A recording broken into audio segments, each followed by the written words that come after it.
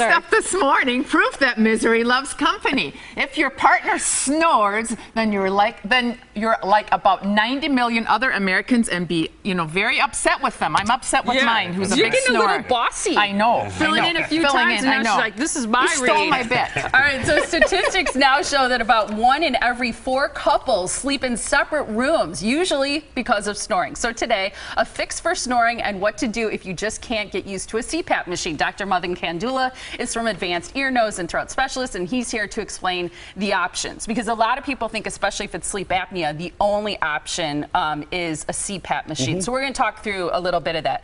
All right, let's talk about, first of all, a lot of people snore. Not everybody has sleep apnea, but a lot of people do.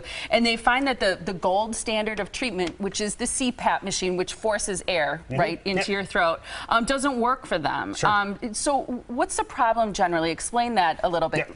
So I guess let me go with what it's trying to do first. So what the machine is trying to do. So CPAP is a machine that's designed for folks who have sleep apnea, which is where the back of the throat shuts them down when they're sleeping at night. The machine sits either on the nose or on the mouth and the nose, and it blows air in, just like a vacuum cleaner if you hit it on reverse, which you can't do, but it's blowing air out instead of pulling it in, and what it's doing is just tenting the back of your throat open. So that's what it's trying to do.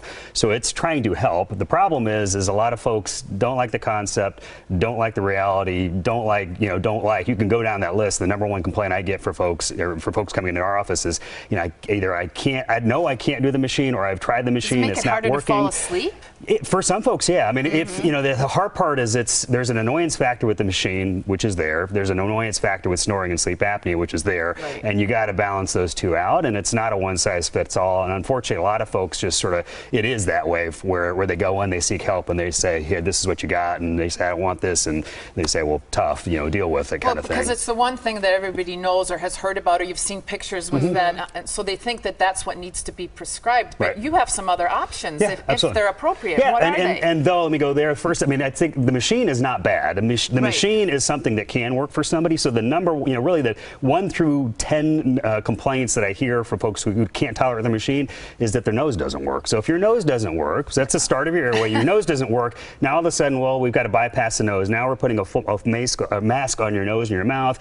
That's very claustrophobic. If your nose doesn't work and now you're shutting your mouth down, your body's, that sets off your fight or flight mechanism. That's not conducive to sleep. So the first thing we start with, the very first thing, other than really gathering the history and figuring out what's going on, is the nose. Not the question of does your nose work, is we look in there, look at it, see what's going on, and then we that's the starting point. If your nose works, okay, we can move on with things and we can look at other options. If it doesn't work, okay, well, we can figure out if there's good options for you to get that working better.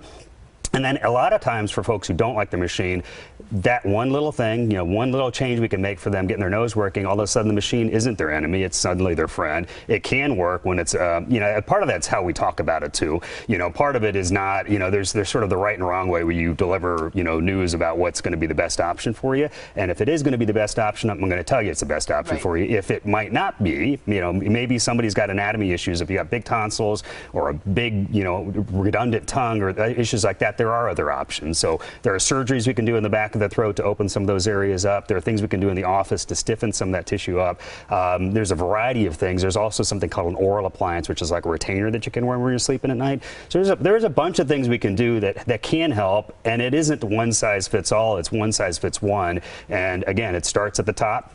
Starts with the nose, we move on down the road, and we kind of figure out how we're going to get somebody over that goal line. I think that's great, especially if someone's maybe using the CPAP and that's just not working for them, or they can't tolerate it for whatever reason. I think what's wonderful too about, when you say you start with the nose and there's some things that you can do with the throat, so many of these procedures have become so much easier to take, so much less invasive. The recovery's much quicker, I think, than people maybe expect. Yeah, absolutely. And again, starting with the nose, there are things we can do nowadays in the office. Most of what we do procedure-wise is in the office nowadays for nasal obstruction.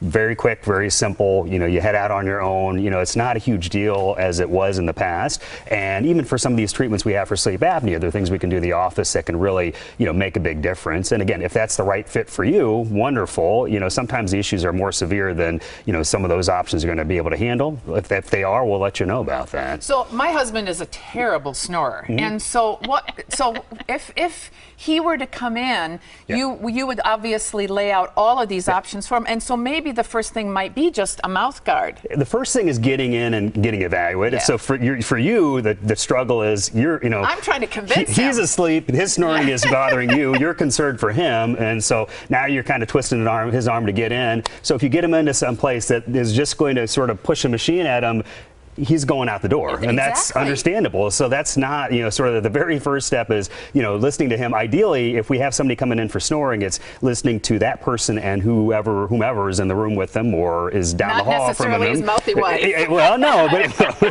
but getting the information about what's going on, it's very deceptive for everybody who has, pretty much everybody who has sleep apnea snores. Not everybody who snores has sleep apnea. Okay. So our first question is, well, what's the situation? Is it snoring? Is it sleep apnea? We can get a little bit of a sense as to what we've got by looking in there. The way to figure it out is to do a sleep study, which is simple nowadays. It's at home, it's in your own bed, it's a very low-key kind of a thing. So same thing, a lot of folks sort of come in with this defensive posture of, I don't want the machine, I don't want this, I don't want that, and it's like, well, okay, I understand that. Let's just try to figure out what we can do, what's going on, and what our treatment options are. Because the consequences can be pretty serious of not treating it. Absolutely. So, the negative with untreated sleep apnea is not just that your life is less than fulfilled, so you're tired, you're run down, you're annoying everybody because you're tired and run down. Your wife's really crabby. Your wife's crabby. All those things can happen. But the other thing is, if for untreated sleep apnea, there's a 6 to 8 times increased risk for heart attacks and strokes and stuff you don't want to be messing around with. And a lot of people are aware of Reggie White, who very absolutely. famously suffered with sleep apnea and died of heart problems. So